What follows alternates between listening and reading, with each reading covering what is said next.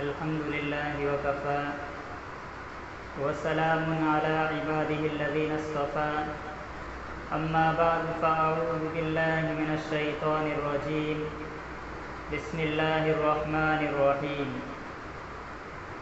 وتلك الأيام نداولها بين الناس وقال الله تعالى وما الحياة الدنيا إلا متاع الغرور صدق اللہ العظیم۔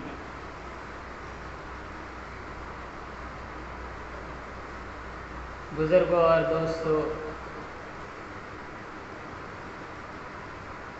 اللہ تبارک و تعالی نے دنیا کے اندر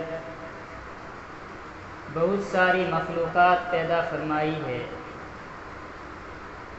ہر مخلوق کے پیدا کرنے کا اللہ تبارک و تعالی کا کوئی نہ کوئی مقصد، کوئی مصلحت اور اس کے اندر کوئی حکمت ہے۔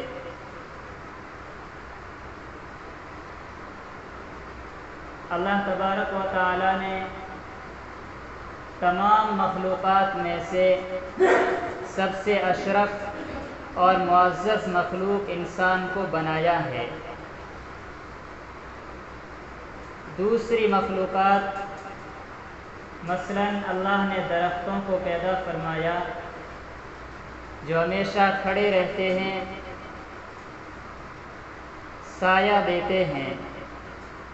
اسی طرح پتھر ہیں جو عمارتوں کے اندر کام آتے ہیں، ہمیشہ پڑے رہتے ہیں۔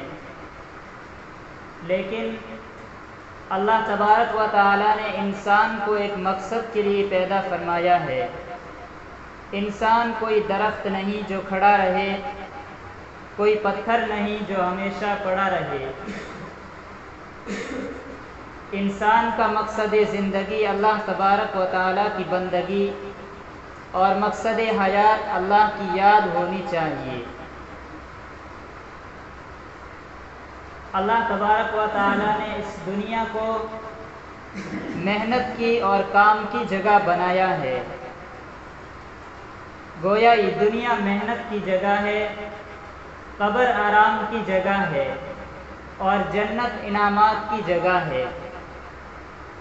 جو شخص دنیا کے اندر جتنی زیادہ محنت کرے گا، اللہ تبارک و تعالیٰ کی جتنی زیادہ بندگی اور عبادت کرے گا، اتنا ہی قبر کے اندر آرام سے رہے گا اور جنت کے اندر اللہ تبارک و تعالیٰ انعامات سے نوازیں گے۔ یہ دنیا آرام گاہ نہیں ہے، کوئی سیرگاہ یا چراگاہ نہیں ہے، بلکہ یہ دنیا امتحان گاہ ہے۔ لیکن افسوس ہے کہ آج ہم نے اس دنیا کو چراگاہ بنا لیا ہے۔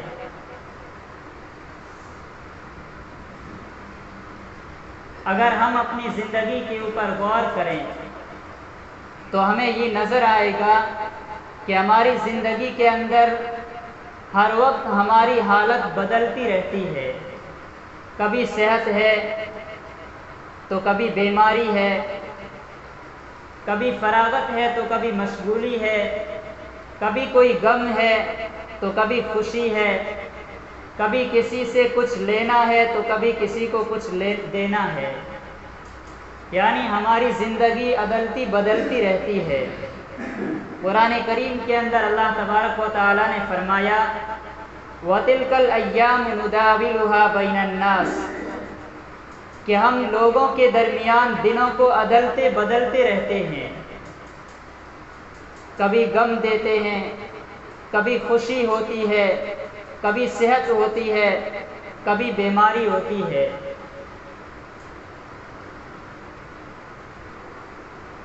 انسان کی زندگی ہر وقت عدلتی بدلتی رہتی ہے، لیکن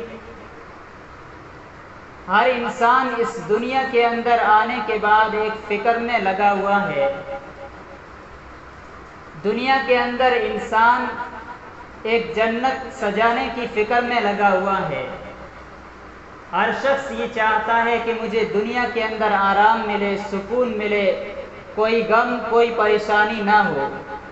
اس کے لیے انسان کماتا ہے، محنت مزدوری کرتا ہے، کوئی کام کوئی بزنس چلاتا ہے، پھر اس سے جو کمائی ہوتی ہے اس کمائی کو اپنا گھر اور اپنی جنت کو سجانے کے اندر لگاتا ہے، ایسی جنت بنانے میں لگاتا ہے۔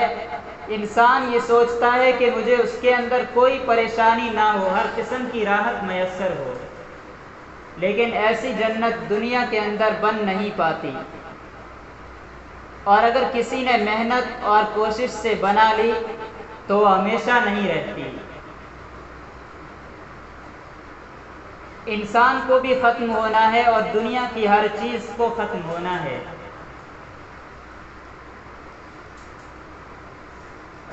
ایک بادشاہ نے محل بنایا،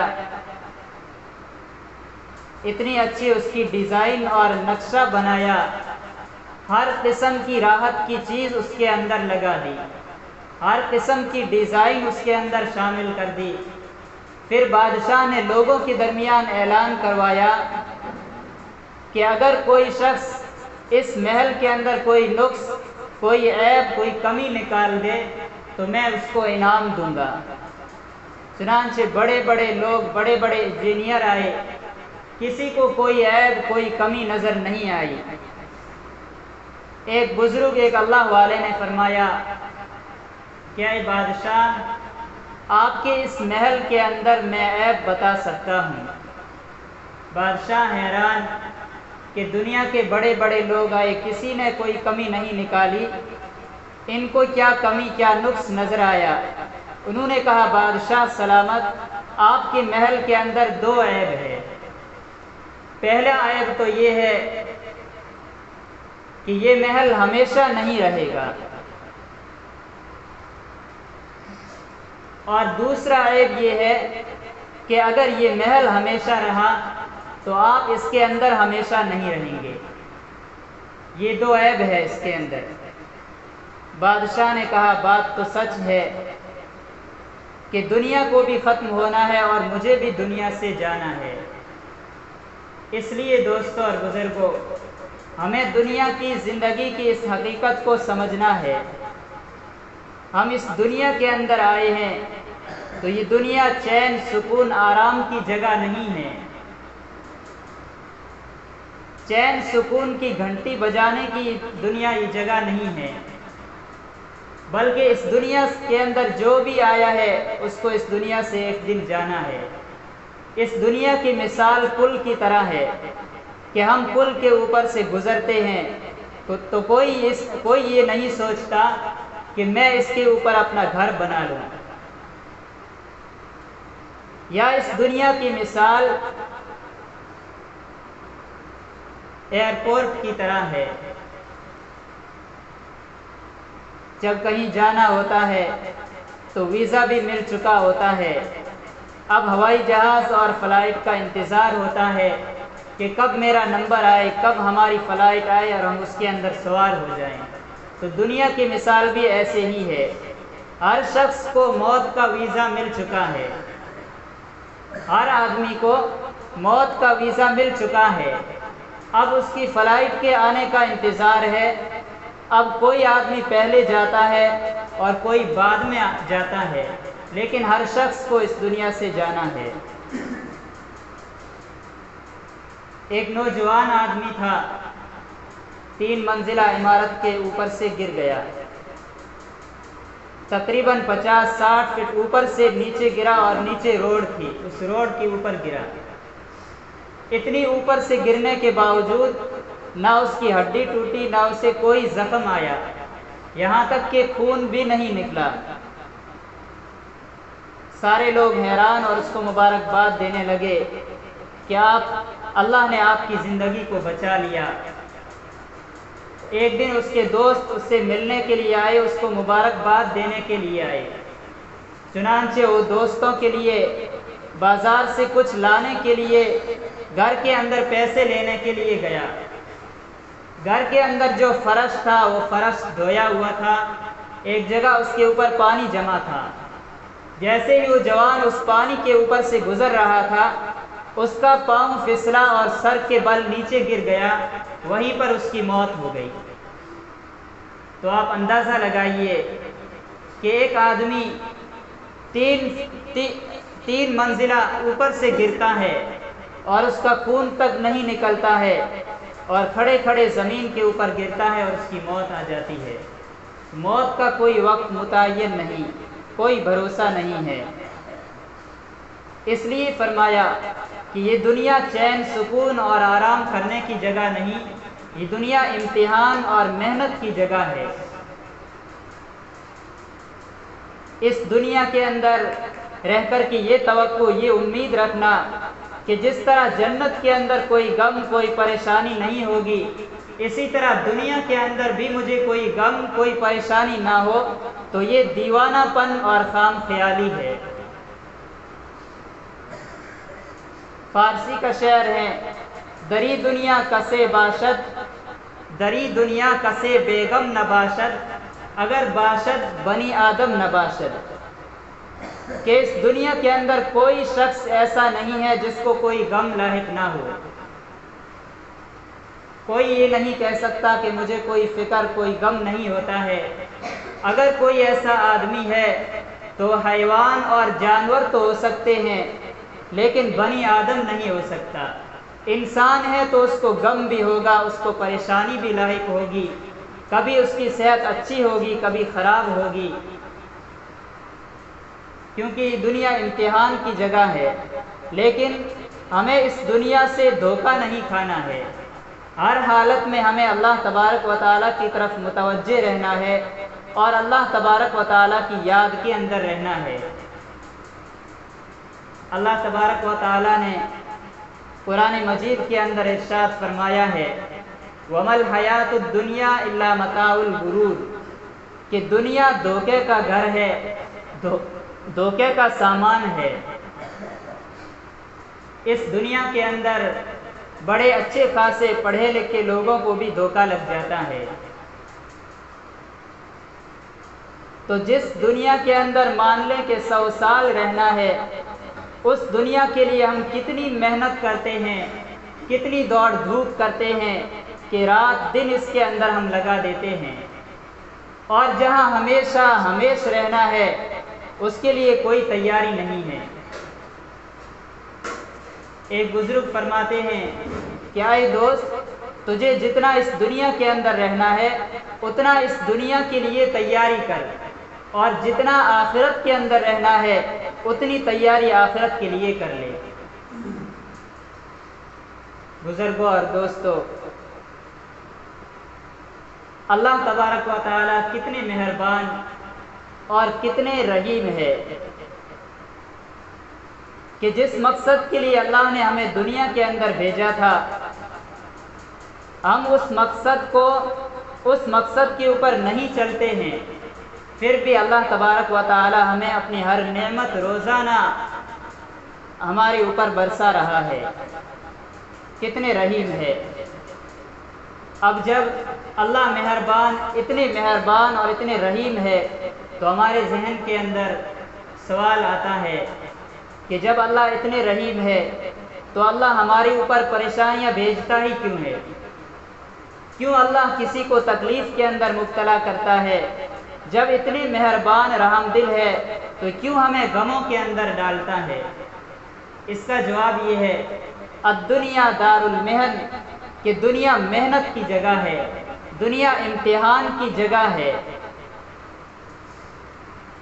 اس دنیا کے اندر کبھی اللہ تبارک و تعالیٰ غم دے کر کے امتحان لیں گے، کبھی خوشی دے کر کے امتحان لیں گے، کبھی صحت دے کر، کبھی بیماری دے کر، کبھی اولاد دے کر کے آزمائیں گے، اور کبھی اولاد نہ دے کر اللہ آزمائیں گے۔ اللہ دیکھتے ہیں کہ جب میرے بندے کے اوپر کوئی مصیبت کوئی پریشانی آتی ہے تو میرا بندہ اس پر کتنا صبر کرتا ہے، صبر کرتا ہے یا نہیں کرتا ہے، اور اگر میرے بندے کے اوپر میرے بندے کو خوشی ملتی ہے، کوئی نعمت ملتی ہے، تو اس پر میرا بندہ کتنا شکر ادا کرتا ہے۔ اللہ یہ دیکھنا چاہتا ہے۔ اس طرح ہمارا امتحان ہو رہا ہے دنیا کے اندر۔ اب اگر ہمیں کوئی نعمت ملی، ہم نے اس پر اللہ کا شکر ادا کر دیا، تو ہم نے اس نعمت کا جواب شکر کے ذریعے اپنے نامہ اعمال کے اندر لکھ دیا۔ اور اگر کوئی پریشانی لاحق ہوئی، ہم نے اس پریشانی کے اوپر صبر کر لیا، تو صبر کے ذریعے ہم نے اللہ کے نامہ اعمال کے اندر جواب لکھ دیا۔ قیامت کے دن ہمارا نامہ اعمال دیکھا جائے گا، اور اسی کے اوپر ہمارے پاس اور فعل ہونے کا دار و مدار ہے۔ نعمتوں پر شکر کیا ہے یا صبر کیا ہے؟ دوستو، شکر کرنے والا بھی جنت میں جائے گا اور صبر کرنے والا بھی جنت میں جائے گا۔